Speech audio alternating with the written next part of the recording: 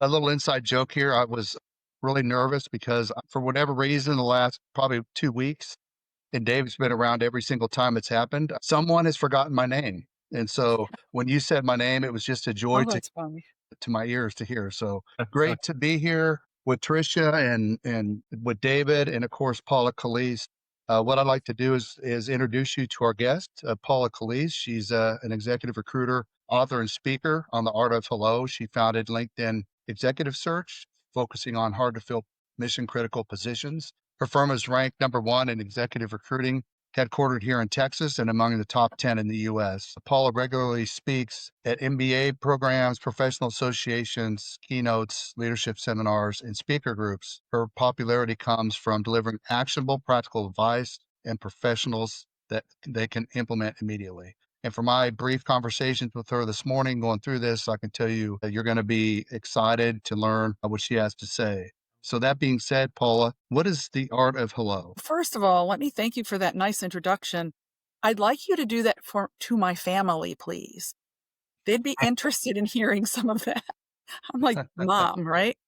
Okay, so let's talk about the art of hello and how I've come to design this, know about it, and then teach as many people as I can about it. I am a professional executive recruiter, and I have a busy life on boards and in social situations and so forth. And I meet thousands and thousands of people, Jason, and I remember very few of them. And the reason I remember very few of them is as professionals, we don't introduce ourselves well. We don't share with other people who we are in such a way that we are remembered. So I discovered that I was missing out by losing memory of the hundreds and thousands of people that I meet. And I thought there's got to be a solution to this. I started researching introductions and found that in the early 1990s, Tom Peters came up with something that he coined professional branding. But with professional branding, I couldn't find a way for people to know what their professional brand was and then to put it out there in the world. The only thing I found, Jason, was the old-fashioned elevator speech, which is just wrong and tired. So over the years, I've codified a process and a method and an easy to use idea about introducing ourselves in such a way that we can allow people to know who we are as professionals and for them to remember us. Maybe a long answer to your short question? Yes. Do you have a story maybe that you could share, kind of talking about Okay. how difficult it is for professionals to differentiate themselves? Yeah, that's a great question. Thank you for asking that.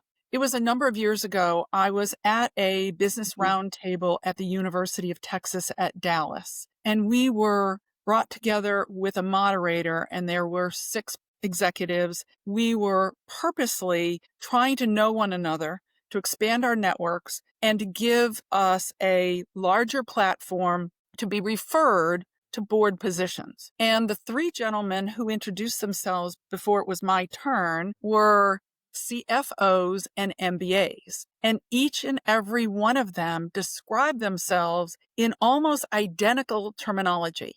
When it got to be my turn, I said to them, the 3 gentlemen and the moderator, look, I'm going to be a bad network connection for you. I can't possibly introduce you because I can't differentiate you from one another. You all sound the same. And then the moderator said, well, Paula, I met a woman yesterday. She sounds the same. So that was another pin that I put in my mind that said, I'm forgetting people. I can't differentiate people. And I have to find a solution to this. Once again, bringing me to the art of hello. So that's kind of background, Jason, as to why I've come to codify this information and share it. Thank you. You call the art of hello the distillation of your professional career, not a tagline. Can you Right. walk us through the build? What are the steps to craft it and how do pillars expand it into a real brand promise? Okay. So I believe that the art of hello is a way to introduce yourself and who you are to the world professionally, your professional brand, and do it in such a way that it is short and memorable. Before I give you the steps, Jason, can I introduce you to what it sounds like I think people can understand what we're talking about when we see some examples. Fair That'd enough? be great. Okay. So I introduce myself. I'm Paula Calise. I'm an executive recruiter. I fill hard to fill positions. And really, no matter how many people are in our audience today or to watch or listen to this later, that's all I'd really like people to remember about me. Paula Calise fills hard to fill positions. And I'll tell you why. It's easy to remember, and people can act in my behalf and refer me to business because they can repeat who I am and what I say. So there's one good example for you. And I know it's a good example because it's brought me business 100 times over. I fill hard to fill positions. Let me give you some other examples. I met a woman, her name was Mitra. And Mitra is a very advanced IT coder. She designs code and writes programs and so forth. And she introduced herself with a long line of terminology of the systems that she used, of the languages she coded in, and so forth. And I just told her, Mitra, I don't know what you're talking about. And she and I spent a little time on the art of hello. And when we were done, she said, my name is Mitra. I love to make computers run faster. Because in her development work, that's really what she did. And I thought that was just such a beautiful, beautiful introduction. Another friend of mine is a consultant. And when she and I first met, she said, my name is so-and-so, and I came up through the marketing ranks, and mid-career, I've made a change. And today I consult and I help women in understanding the politics around their careers. Okay, well, that's a lot, but it's a little complicated. She and I work together using the art of hello process, which I'm about to share with you. And she came up with this. I consult with ambitious women to advance their careers. Much I shorter, like it. right? Much Mhm. shorter. Now, here's the thing about myself and Mitra, other gal friend. I've never heard other people introduce themselves in these ways. They are special and unique based on what these people really deliver in their professional life. So there's a couple of examples for you. I fill hard to fill positions. Mitra helps computers run faster. My friend Jennifer consults with ambitious women to advance their careers. You can hear one thing in common. They're short. They're short to make them memorable. They're also authentic. So you asked me about the steps. Here are the 3 steps that I like to advise people to go through to get to a place where they can introduce themselves, which is their whole career wrapped up in a short sentence, which is hard to do, right? But if you take these few steps, the first step is perhaps meet with a friend, a colleague, and tell the success stories of your career. Let yourself and maybe a friend hear what you do well.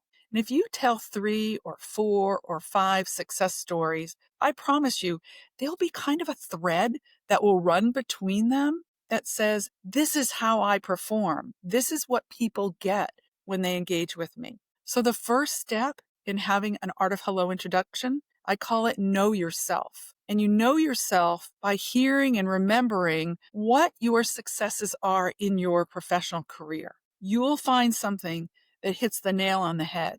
The second thing is to craft what that is that you're going to say about yourself. I love 7, 8, or 9 words. You can go as far as 10, but after that, it's going to be harder to remember what you've said once you've put it out there. Now, I say the word said. This should be next to your picture in your LinkedIn profile. This might be part of your tagline or your salutation when you write emails. So there's a lot of ways to get out what your art of hello introduction is, which you remember is the distillation of your professional life, and it is your brand promise, right? So there's the first step, get to know yourself. The second step, craft it and edit it till it's short. And the third step is to test it. And Jason, a test would be something like this. If I crafted my art of hello introduction, I might call you, Jason, and say, hey, Jason, this is the way I'm going to introduce myself. Does this sound like me? Is this authentic? Can you relate to what I've just said? And then, Jason, I'll ask you a hard question. Can you repeat it back to me verbatim? Now, if it passes those steps, it really represents me. I've crafted it and edited it to be short and memorable. And then a friend or colleague can bless it as being authentic and repeat it.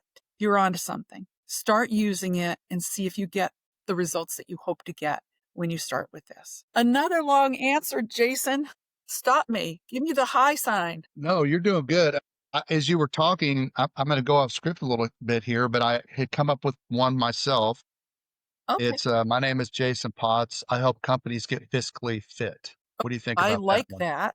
Now, Jason, will it, and I'm sure you're going to say yes, but if you and I had a conversation, will it stand the truth test? Will you be able to demonstrate through 2 or 3 or 4 of your stories that you've helped companies become physically fit? Yep, I would. Done.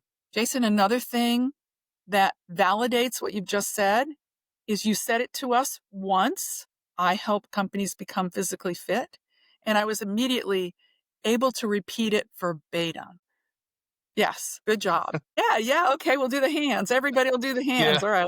Okay, everyone do the hands. Well, I mean, I like the 3 steps because it's easy to follow, and as you were talking about it, I was able to come up with something pretty quickly. I mean, obviously, there's 2 or 3 more rambling around in my head, but going back to that, you mentioned that, Art of Hello, that introduction helps people to advocate for you. Can you tell me more about that? Sure. So we've all been told that it's important to have a network. It's even more important to have allies, and it's most important to have advocates. And what that means is an advocate can act in your behalf, Jason, when you're not in the conversation, when you're not in the room. They can represent you.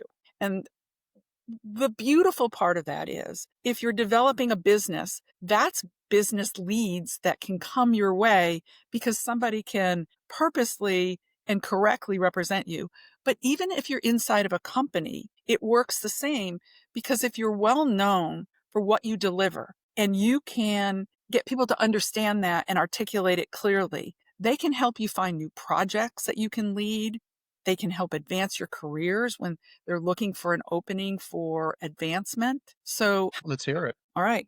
So I am at a business dinner and I sat next to a woman who was at that time the chief marketing officer of the Dallas Museum of Art. And we had a conversation over dinner, didn't know each other well, but we exchanged a business card at the end of the evening. And within a week, I got a call from a man in London. And he said, I've been advised that I should call you because you're the most knowledgeable recruiter in the United States to fill new positions. Well, that was kind of a close thing. And I said, okay. And it came directly from that woman remembering me and passing on my information to someone that she had been to business school with several years earlier. It happened about a year later. I am at a Dallas Business Journal meeting and I meet a woman named Sharon. She and I talk for a few minutes. I told her what I do. I fill hard to fill positions and we exchange a business card. About a week later, again, this time I'm driving my car. The phone rings, Bluetooth opens up in my car, and a man says this, Paula, my name is Cliff Oram. I'm calling you from Costa Rica because I understand that you fill hard to fill positions, and I have a hard to fill position to fill. Honestly, I don't know anybody in Costa Rica.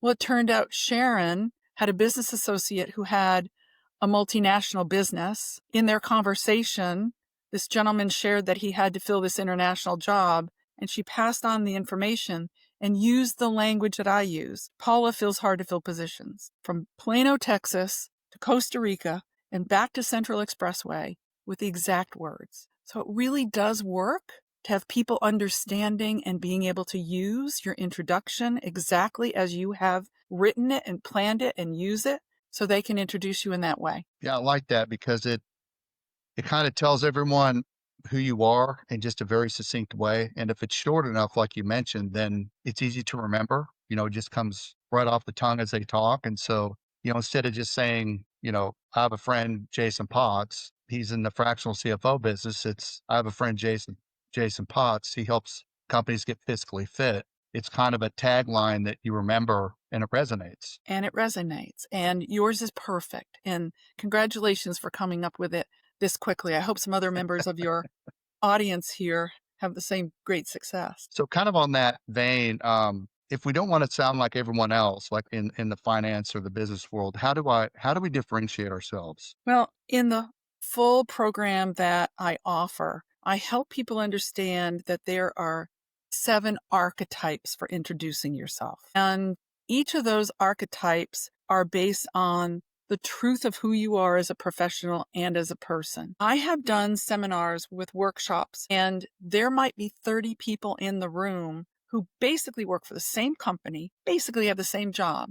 But when we're done, they all speak about themselves differently because each of us, Jason, brings ourselves to the table. Our personalities, our past successes, the influences that happen to us during our lives, and that shapes how we perform our jobs and how we deliver our value propositions. Because each of us are individuals, we talk about ourselves differently. They usually fall into these 7 archetypes, but even that's a large enough variety where we're not all going to sound the same. I can promise you, I have done this with hundreds, maybe thousands of people, and almost never, maybe even never, heard people talk about themselves the same. Your situation, Jason, that we just uncovered, helping companies become physically fit. I've worked with CFOs and controllers, fractional, full-time, inside of consultatories. I've never, ever heard that. Good for you. That's good.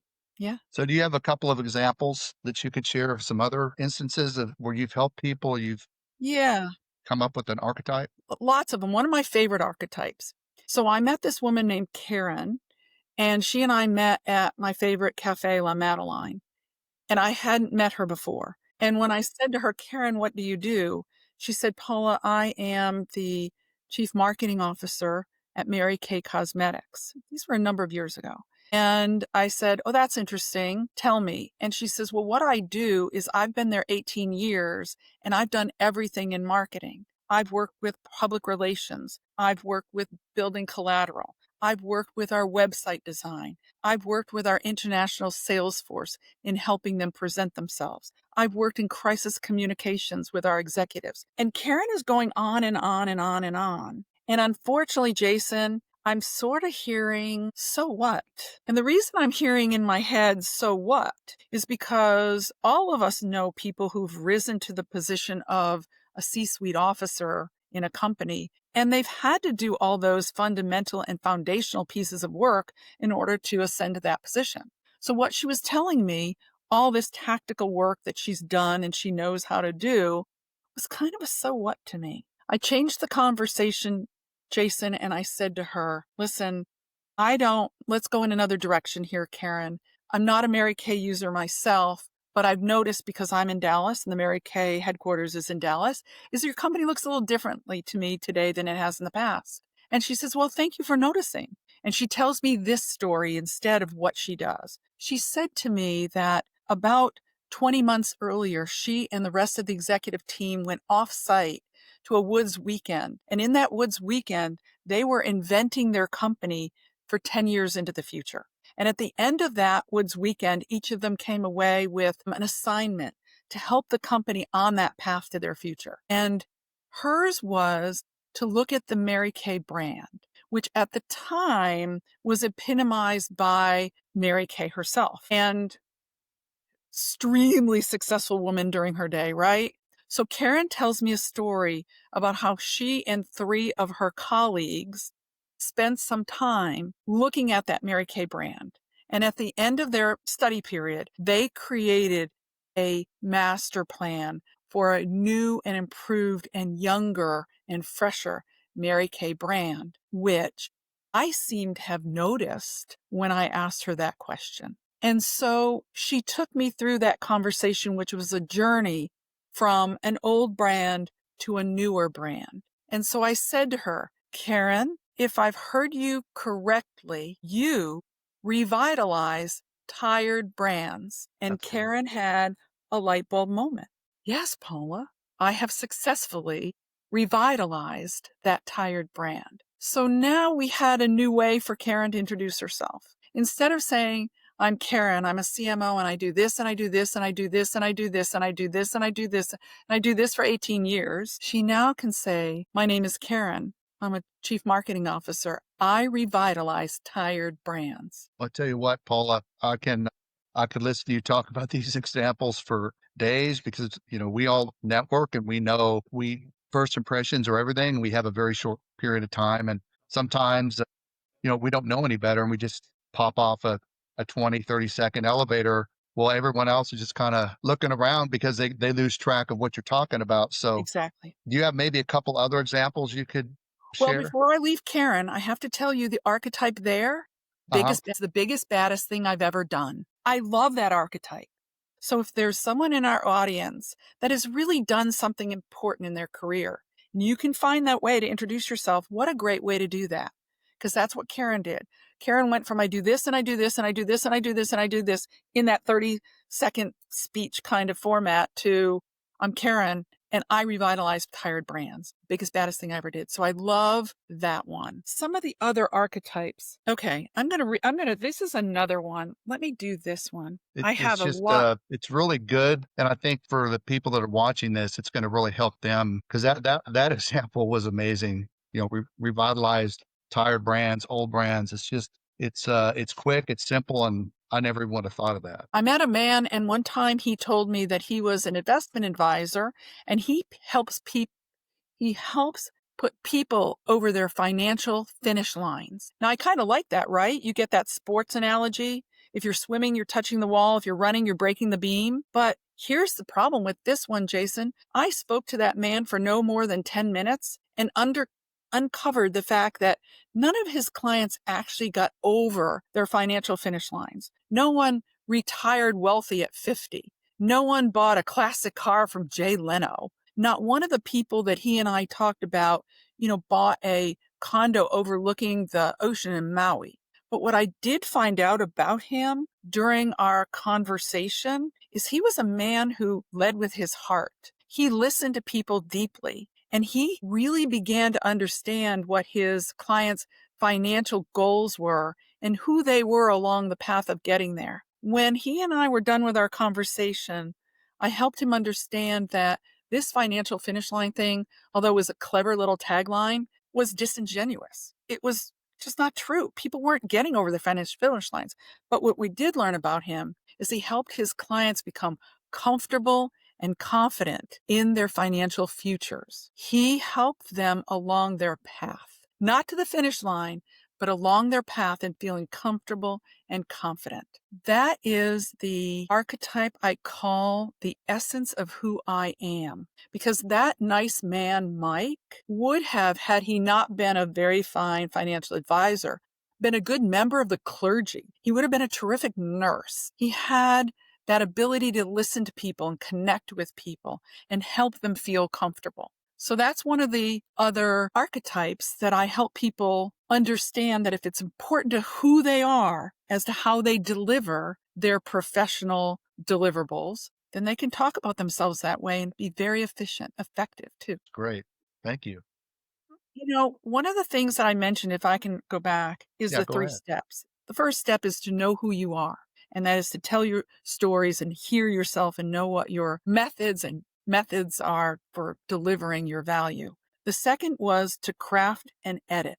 Can I give you an example of editing? Yes, please do. Okay, so this is a real example. These are all real examples. I'm not creative enough to come up with them on myself. I met this man, and in what I call NBA speak, he introduced himself to me in this way. I had to have him write it down for me. I couldn't. He said, I help companies free up resources by leveraging technology to enhance operational efficiencies by maximizing productivity and drive cost savings to the bottom line. He honestly said that. 24 words. I help companies free up resources by leveraging technology to enhance operational efficiencies by maximizing productivity and drive cost savings to the bottom line. It sounds like a LinkedIn tagline. What industry, what business is this man in? What does he do? Operational efficiencies, technology, productivity, cost savings. I had no idea. I mean, I'll give you 400 guesses to see if you come up with it. You won't. Okay, so I'll tell you. After talking to him five minutes, this is what we came up with. I'm your friend in the printing business. That's all. This man owned a rather large, successful printing business. But he was like making it so fancy, adding so many MBA terms that I couldn't even understand what he did. I am your friend in the printing business. So if you have a deliverable that is that direct, just say it. Great. So we're running a little early, so I'm probably gonna just go back and forth with you a little bit based on Okay. our what you've said so far. And I don't know about everyone else, but it's been pretty eye-opening. I do a lot of networking groups, and we have to do the 20 to 30-second, which it's nice if you wanna really learn about someone, but a lot of people try to get kitschy and come up with things that rhyme, and, it's just kinda at the end of the day, it doesn't make a lot of sense, so So may I comment on that 30-second drill? It's sometimes called the elevator speech, Jason, and sometimes called the 30-second drill. Here's why I think it can be replaced with the art of hello. First of all, in 30 seconds, talking at a normal pace, a person can speak about 80 words. That's a lot for somebody to know, to digest, and to remember, right? So first yeah. of all, it's not memorable. But an art of hello can be more memorable and still provide you some of that deeper color commentary that you want people to know about you. And that's what I call pillars. So I recommend that people craft for themselves a short art of hello introduction, 7, 8, 10 words. I fill hard to fill positions. I revitalize tired brands. I help people feel comfortable and confident in their financial futures. That's the art of hello capstone, if you might call it, okay? Mhm. Then follow it up with what I call pillars. And that's additional information that helps somebody know more about you and fills out your brand. Now, here's the cool part about pillars. Jason, they can be structured for a specific audience. So when you know you're going to be with people of a certain interest or background, you have something to say about yourself that makes sense to them. Okay. And what pillars do is they're just another sentence, for example, that helps you know more about people. And in my case, let's take my case because I can use this as an example. I fill hard to fill positions. When I am with a hiring manager, Jason, and I want that person to know me better as a recruiter, I'll say, Jason, if I help you fill this job with you, I will help you do this and do it the way you would do it for yourself if you had the time. Because every single hiring manager genuinely shortest resource is time. So when I speak to you as a hiring manager, Jason, I say, I'm going to do this the way you do it for yourself if you had the time. Now, if my audience is somewhat different, if I'm talking to the vice president of human resources in a company or the leader of workforce development, I'm going to say, if your company hires me, I will use all the tools and the language that your team uses themselves when you're out recruiting. What I'm saying to that person is, I'm going to stay in my lane, but I don't change my art of hello introduction. In all cases, I feel hard to fill positions. That was really, if I can jump in, Jason, that was really helpful, Paul, because I was sitting here. I wear lots of hats across our organization, and depending on the context that I'm speaking to people in, the message I want them to take away is very, very different. So I was sitting here the whole time wondering, how do I morph this? And I know Trisha's kind of in the same boat, right? She makes my hat collection look. Yeah, can we maybe go a little bit deeper on how we go from the art of hello to sort of identifying a succinct group of those pillars that you can add? Okay. I have some cheat sheets here. Let me use them. Excellent. So, David, what Yeah. you're saying is kind of you do acquisitions, you do attorney work, you're a CFO. I mean, we could go on, and so if there's a way to somehow succinctly put that into a nice art of hello, the pillars, that would be Yeah, a good exactly, example. exactly. So Well, depending on David, I haven't heard your Art of Hello introduction, but we've heard Jason's, right? He's going to right, help companies become financially fiscal right, or fiscally Fiscally fiscally fit. fit. fit. Thank you. There's a lot of good alliteration there. I just got them all mixed up. Let's use that. So Jason may be talking to a prospective client in his fractional business, and that client needs him to help perfect the close process. Well, Jason will know what to say about his successes in helping clients streamline and close more quickly. If he's speaking in a different capacity or to a different client, and what they need is they just need a better hiring process to identify people who are really skilled in accounting methods and accounting skills, he might say something different about him being a hiring manager for 30 years and building strong and resilient teams where people get promoted. So he's still talking about his capstone of fiscal fitness, but in one case, he's talking about his abilities and skills in closing. Another is building savvy teams. David, does that make sense? In both of those cases, Jason, you did not negate what you say about your fiscal fitness. You added to it with different examples of how you will produce that. And Is this I guess you could have different examples depending on who your audience is, right? exactly? That's what I just mentioned. When Yeah. someone needs closing help, when someone needs team building help, and a third example and a fourth example. What's beautiful about pillars, David, is that you can imagine the kinds of questions that will come up in conversations with different audiences, and you can have pillars ready to go. You don't always have to think on your feet, and create something fresh. You already know that there's 5 or 6 or 8 things that I always say about myself, and in the right circumstance, I'm going to put it out there. Now, there's also a place where you put them all out there. And you're going to say, well, that's going to confuse people. No, here's where it is. In LinkedIn, you're going to have a great professional headshot, and then you're going to have your your Art of Hello introduction. I feel hard to fill positions. And then LinkedIn gives you about 2,000 characters in the summary that's just below your picture. That's where you list all those things that you can perform and do well. That's the perfect place to write, edit, script, and publish what your pillars are. And then you'll get a chance to reuse them over and over again. Like Paul? that? That's great. That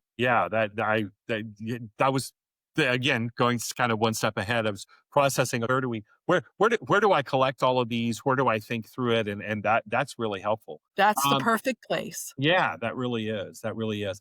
Can I go back to the archetypes for a minute? We talked about you gave a couple examples of the biggest baddest thing. How do we pick which is the best archetype for us? Okay, so if we were to do a full session together and I gave you a handout, you'd see all 7 archetypes. I don't want people to pick an archetype.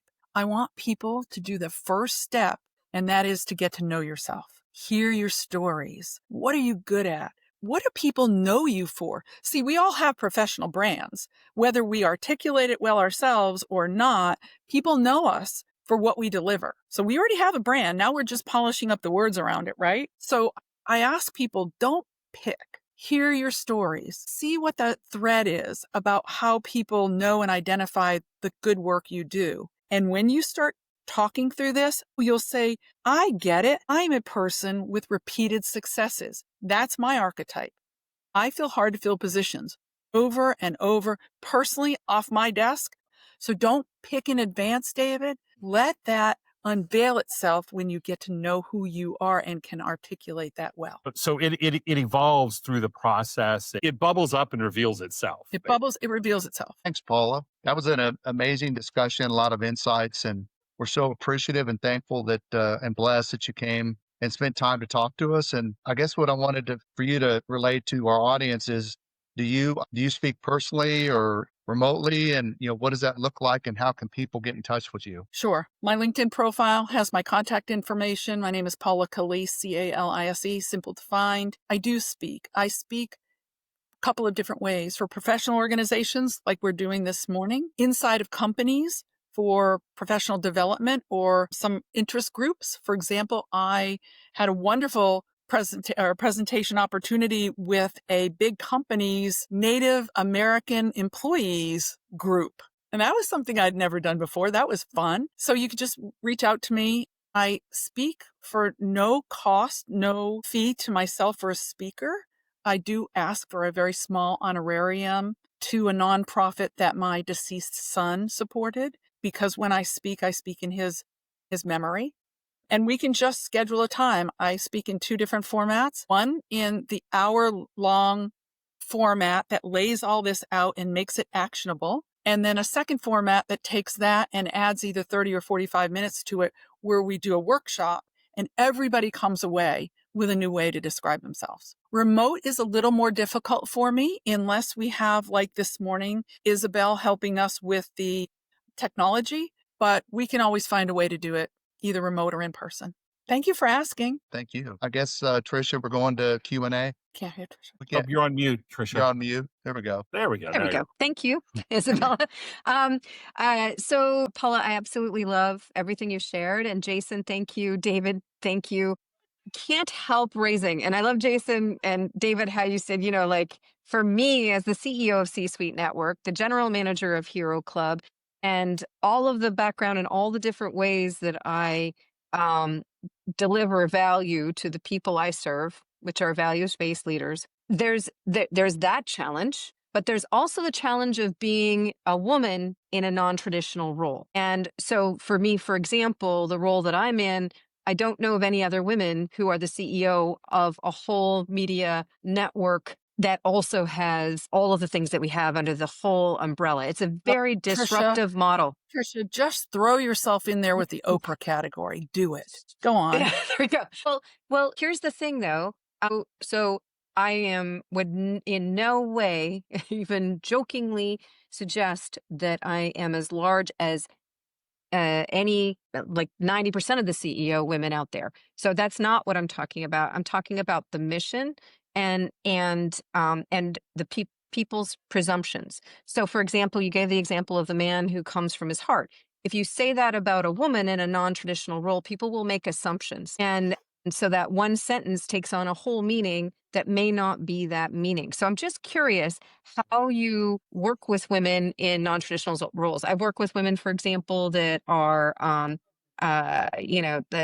CEO or the owner or founder of a trades company or construction company or trucking company. So I mean, that may be a little more precise. So it's a little bit easier. I have a young woman that I work with who is the owner and CEO of her business. Her father happens to work in the business. Every day she deals with the fact that people assume her father is the owner of the business or the CEO of the business. So I'm just curious how you address those kinds of things when there's a whole set of social norms that are placed on a description. Okay. First of all, from the top, I would not differentiate the genders. Mhm. But in your pillars is a great place to differentiate the genders. So, for example, Trisha, you and I haven't worked together, so I don't have a capstone statement for you on Art of Hello. But let's say you said something about, a CEO leading leaders or something like Mhm. that, right? Leave it out there, whether you're a man, a woman, a mushroom, it doesn't matter. Leave it out there because that is who you are and that is what you deliver. Then as one of your pillars, you might say, people are sometimes surprised that a woman can have the reach that I have or blah, blah, blah, blah, whatever. So I would not touch your Art of Hello introduction. It is gender neutral for sure, because it's who you are and what you deliver. It's what you deliver, what you deliver. But if you feel as if it needs some extra conversation around it, I would do it in one of your pillars. Interesting. I would never have even thought of mentioning it, but it's interesting. I would say probably I'm Trisha Ben. I'm the CEO of C-Suite Network, and I'm committed to, or my mission is to accelerate the success of values-based business leaders. Okay, that's a lot of language. So I think a little bit shorter would be better, but that is the truth. And Trisha, if you were giving up your spot and David had the job after you and it still is truthful, he could say that. So I would use your introduction, gender neutral. And then if you feel like something needs to be said, because you get a lot of objections, then do it in one of your pillars. Is there another question that we could answer while we have a minute or two? And Jason, you run Yes. that time frame. Yeah. Someone reached out. It's let's see here. Paula, I would love your feedback. My Art of Hello is hello. I'm a human capital executive. I close leadership and culture gaps created post-inflection, A's, IPOs, and rebrands. Okay. I call that MBA speak, like something that I showed you earlier about the guy who owned the print store, right? It's got too many sophisticated words that as I'm hearing it, I have to parse the meaning of that. I have to get myself to really understand what the person is saying. If I have to put that many revs into understanding, I'm not listening. So it's working against you to have a Art of Hello introduction that's too complicated. For me, I would find a way to edit that. And I have a good example about editing that. Okay. May I give you an example? This is another real example. I don't make these up. I'm not smart enough. I met a man and he said, I generate millions of dollars for my clients as a management and engineering consultant in international manufacturing disputes. 17 words. I edit it to this. I turn manufacturing disputes into profitable outcomes. 7 words. So that's what we're talking about. I can't repeat the one, Jason, that you gave us as an example a minute ago. But if we edit it to 7 or 8 words, I bet you I can. So that's the benefit of editing. Thank you. Do we have a minute David, or do you have two? any other questions? How about this? I've I think Andrew has a question. Can you hear me? Oh, Yeah. we can hear you, Andrew. So Paula, this is absolutely fantastic. It's really crossing over the boundaries on the Simon Sinek work that I really love and do. The statement I've just created is, my name is Andrew Lamb. I believe in scaling through acquisitions, integration, and leadership excellence. Again, you have asked me to understand integration, something excellence, something scaling. Mm-hmm. It's not simple enough. All of those are terrific pillars. Right. I can give you 3 as a pillar. It's let me tell you what I scale. I scale this and this. Integration. Let me give you an integration story, this, and this, and so forth. But as a capstone, it's too hard for me to hear, get it, and repeat it, because what you want me to do, Andrew, is act as your advocate. It would be great if I could say, wow, I didn't know you did that. Can I introduce you to somebody this afternoon? That's the perfect interface between you and I. But it's too hard for me to do. Okay. Awesome. Thank you. That's an editing issue. Can be done. Yep. Absolutely. 100% it can be done. Awesome. So, Paula, real quick, Yeah. what does one of your 60-minute workshops look like? Can you go into a little detail on that? Yeah. I do this a lot.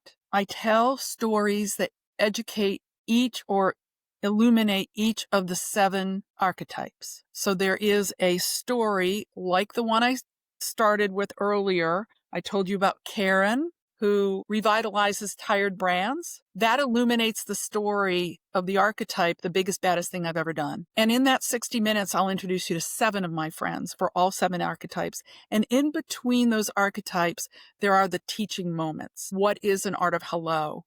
What kind of ROI can you get on doing it? What are the biggest mistakes you want to avoid when introducing yourself? And then the how-to. So during that 60 minutes, you will know all the archetypes. You'll know why you can invest a little time in getting this done, and you'll know how to produce a actionable introduction of your own when you're done. Kind of a turnkey little thing, put a bow on it. All done in 1 hour. Oh, that's pretty good. A lot of I've been doing this a lot. I guess I've done this about 200 times. I don't know, probably. Appreciate that. One of us See, are working on our sheets, I think. Okay, so if I change this word, change that word. There Andrew, you I was go. really No, feeling for you. make it happen. Make it happen. And Trisha, you should call me. We might find a way to work this into something that you do for your people. I would love that. I would love that, Paula. And where are you in the Dallas area? I'm sorry I'm if in I missed Dallas. that. I'm in Dallas. Yes. Okay. Okay. We have our mixer there as well. I would love to connect. And I just think it's so powerful. And we get in our heads so much around what we do. It's probably, when you think about it, as soon as you start talking, you get onto your mission. And I think for us being values-based leaders, you get onto your mission and you go, and it makes sense then. But that first 7 words, that's where you get really in your head. It's so challenging. Jason, would it be helpful to put out some of those examples so people can continue to hear this? Yeah, I think it'd be good to end on that note. I love this. This is an internal auditor. Now says this about himself. I help Bank of America become a better version of itself. What a cool way for an internal auditor to talk about themselves, right? I love that. I help small brands tell big stories. Oh, that's really powerful. Isn't that beautiful? I love that one. Here's somebody retired military. He's an executive. I'm a leader in business and battle. Little intimidating, but it works. Little intimidating, but it works. I'm a CFO, financially minded, process driven. That's clean, right? That's clean. Oh, here's one. This is actually a friend of mine. We did this session for her and her group, and she came up with this. She works as a investment advisor for one of the big firms. And she now says, I work with select families to help make work optional.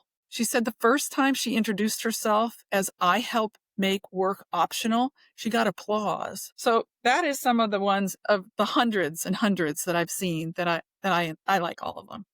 It's really good. So It's like, Paula, how many words am I at now?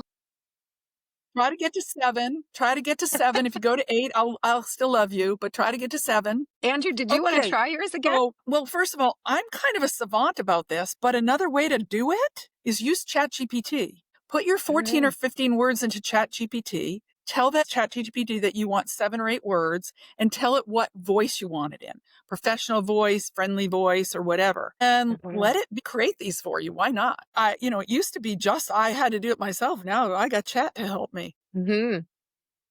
Yeah, I'm Dan- playing with mine now. I'm playing with mine Yeah. all over. Did you There want to you try go. it again? I think I'm thundering around. I scale others through to success. Oh, that's pretty good. I scale others through success. There you go. I can repeat it verbatim. Andrew, that's one of the characteristics of a good introduction. And then you can do the find a friend and you can call a friend and say, hey, I'm thinking of introducing myself this way. Is it authentic? Is it clear? Can you remember it? Yeah, I'm I down scale- down to 5 words. I scale others to success. There you I'm go. loving And then it. I like go. So how do you do that? And then you've got All your the different pillars. All the Yeah, pillars.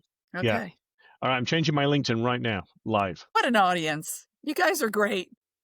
well, Paula, we really much appreciate you taking your time out to do this. And I know I speak for Tricia and David and Andrew and everyone else. It was eye-opening and refreshing, and your personality is infectious, and we're just so grateful to have had your time. Thank you. And I appreciate being here. Have a good afternoon to all of you. Thank too. you, Paula.